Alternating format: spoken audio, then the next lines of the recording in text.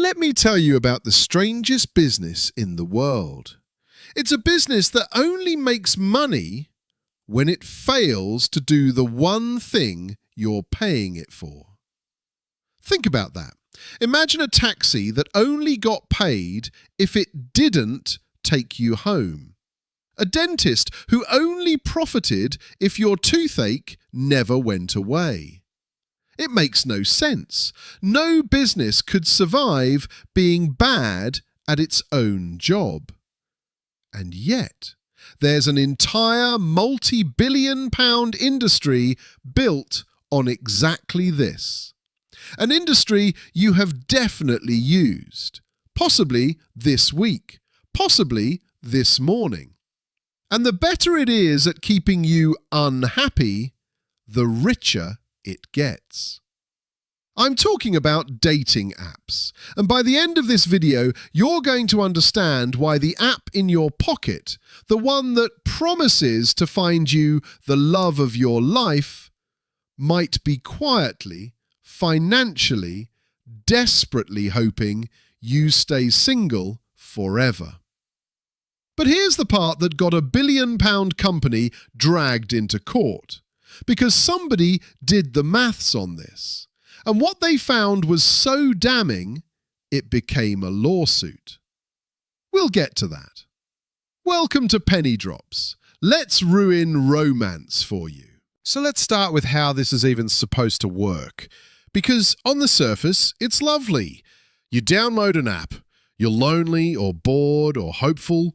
You make a little profile, your best photo, the one good fact about yourself. And the app promises to sort through millions of strangers and find you the one. And sometimes it does.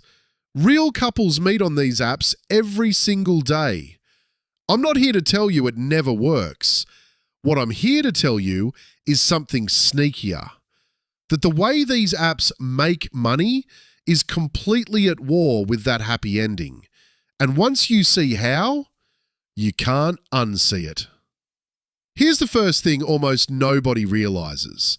Most of the big dating apps you've heard of, Tinder, Hinge, loads of others, they're not rival companies fighting for your love life. They're owned by the same company. One giant corporation sitting quietly behind nearly all of them. So when you shop around, delete one and download another in a huff, you're often just moving from one room to another room in the same building, owned by the same landlord, who gets paid either way. Now hold that thought, because here comes the bit that breaks the whole thing wide open. How does a dating app actually make its money? It's free to download, free to swipe. So where's the cash coming from? The answer, almost all of it, by some reports around 98%, comes from you.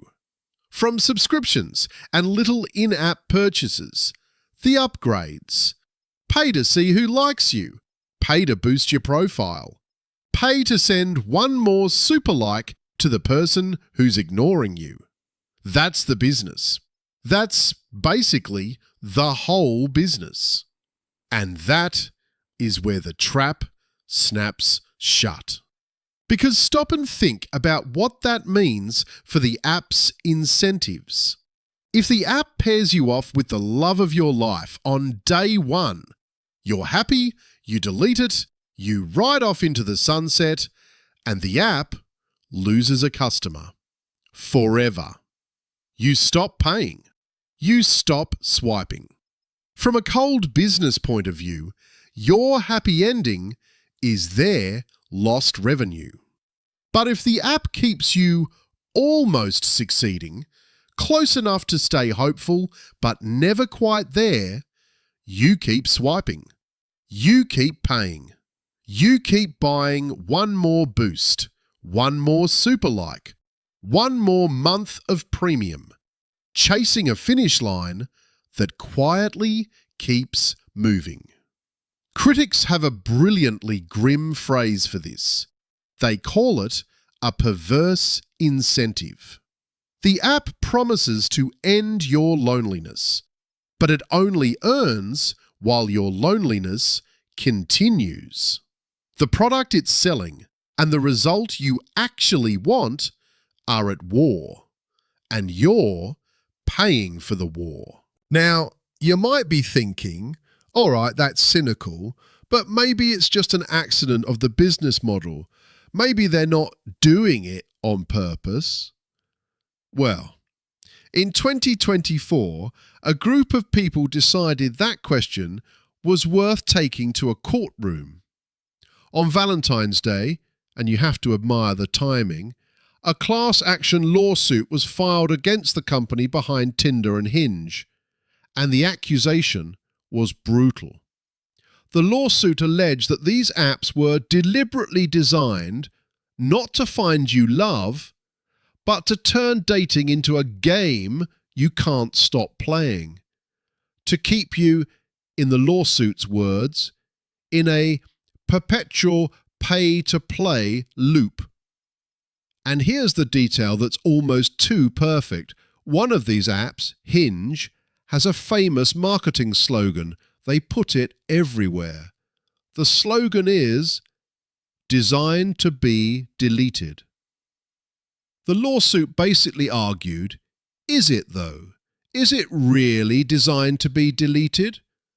Or is it designed to be paid for forever? The lawsuit claimed the apps use the same psychological tricks as slot machines, the little dopamine hit when you match, the notifications that buzz you back the second you put your phone down, the endless feeling that the perfect person is just a few more swipes away, so you never, ever stop. They argued it's engineered to be addictive on purpose. Gambling, with your heart as the chips. Now, I have to be straight with you, and this matters. The company firmly denies all of this. They called the lawsuit ridiculous. They say their whole mission is to get people on dates and off the apps, and that anyone claiming otherwise doesn't understand the business. So this is an allegation, fought in court, not a proven fact. I'm telling you what was claimed, and you can make your own mind up. Because whatever the intention, the features are real, and you've used every one of them. Let's walk through the toolkit. The paywall on your own popularity. On a lot of apps, people are liking your profile right now, but you can't see who unless you pay. The app is literally holding your own admirers hostage and charging you a ransom to meet them. Genius. Infuriating. Genius. The boost. Pay a few quid and the app shoves your profile to the front of the queue for 30 minutes. Sounds great until you realise what it really tells you. If you have to pay to be seen, it means the app was quietly choosing not to show you to people the rest of the time. Your visibility was never free. It was a tap they could turn down until you got your wallet out. The endless menu. Ever notice the app always makes you feel like there's someone better one more swipe away? That's not an accident either. Pile up infinite options and nobody ever feels settled. Why commit to a perfectly lovely person when the slot machine might cough up someone better on the next pull? The endless choice isn't a feature for you. It's a feature for them. Because a person who never settles is a person who never leaves. And the notifications. Quiet for a few days? Bzzz. Someone likes you. Dragging you back the moment your interest cools. Exactly, critics argue, like a game pinging you to come back and play. None of these are illegal. None are even hidden. They're just pointed very precisely at the part of your brain that hopes. Now, here's the genuinely clever, slightly uncomfortable bit. And it's why this works on smart people, not just gullible ones. The app has convinced an entire generation that if dating feels miserable, the problem is you. You're not photogenic enough, not interesting enough, not swiping right on the right people. So you try harder. You buy the upgrade. You tweak the photos. You almost never stop to think that maybe the machine itself is designed to feel like this. That the frustration isn't a bug you can fix by spending more. It might be the entire product. And think about the position it puts you in. To leave, you have to give up hope. You have to close the app and accept that the love of your life isn't in there, waiting behind the next paywall. And that's a genuinely hard thing for a lonely person to do. So you stay. One more month. One more boost. One more swipe. That, not the technology, not the algorithm, that is the real engine. Not your loneliness as a problem the app solves. Your loneliness as the product the app sells. And if this is ringing a bell, it should. The gym sells you fitness and profits when you don't show up.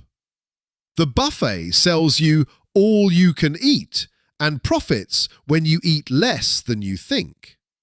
And the dating app sells you love and profits when you don't find it. Same beautiful, cynical trick every time. Sell someone a dream, take their money up front, and let their own hope do the rest of the work. The difference is, this one doesn't just cost you 20 quid a month. It can cost you years. So next time your phone buzzes with "someone special is waiting," just remember what's on the other end. Not necessarily a soulmate, possibly just a very clever business that makes more money from your search for love than it ever would from you finding it. And look, to be fair, one more time, people genuinely do meet on these apps, and the company swears that's the whole point. Maybe you'll be one of the lucky ones. I hope you are. But go in with your eyes open. Know the free version is designed to be just frustrating enough. Know one more boost is the slot machine handle. And know the single most powerful money-saving move you can make is being brave enough to close the app when you actually find someone. That's the thing about everyday stuff. The price tag is never about the thing. It's about you. And the dating app understood your heart long before you ever swiped right. If I just made you look at your phone differently, do me a favor and subscribe. It's free, and I promise I'll never make you pay to see who liked this video. And tell me down in the comments, be honest, have you ever actually deleted a dating app for the right reason? Or are you watching this with 3 of them still installed? No judgment. Okay, a little judgment. See you in the next one.